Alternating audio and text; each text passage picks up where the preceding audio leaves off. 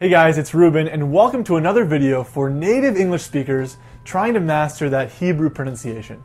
You know, there's always one sound in every language that gives students the most trouble. In Hebrew, there's no doubt that sound is Resh, and that's exactly what we're going to be focusing on in this video.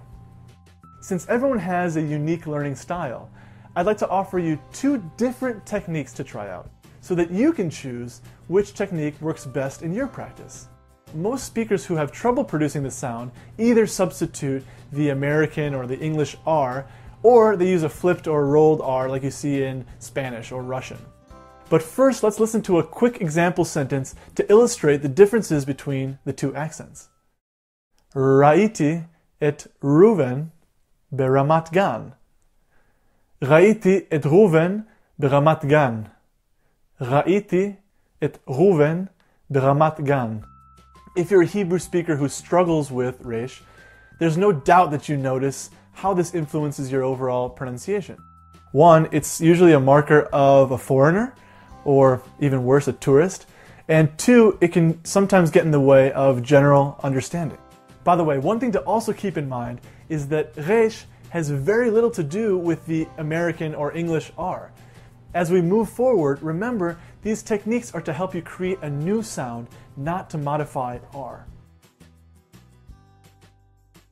For technique number one, all you need to know is how to pronounce the chaf or chet sound. If you haven't mastered that sound yet, go back and watch our video on the chaf and chet sound.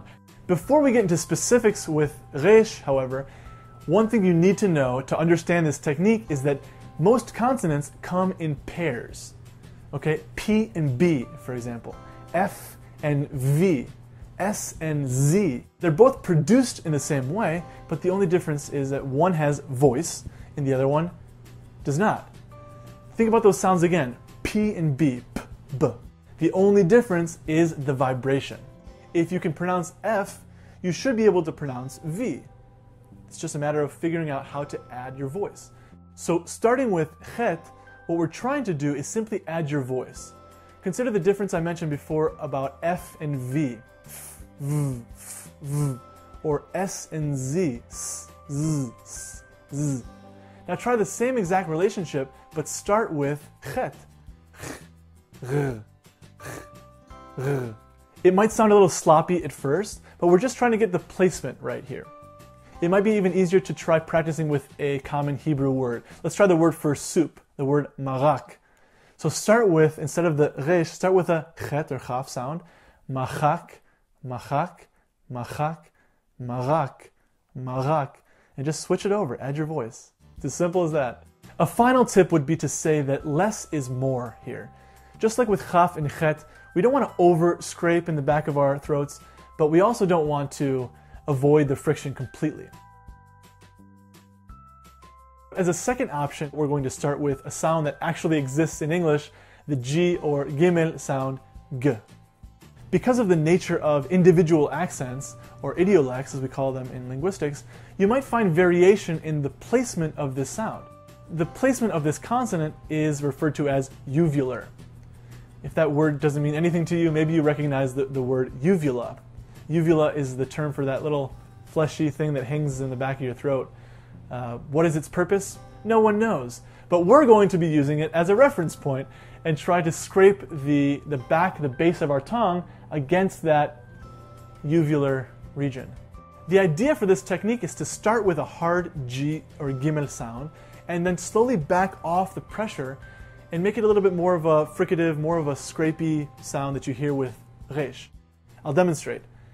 G, G, G, G, R, R,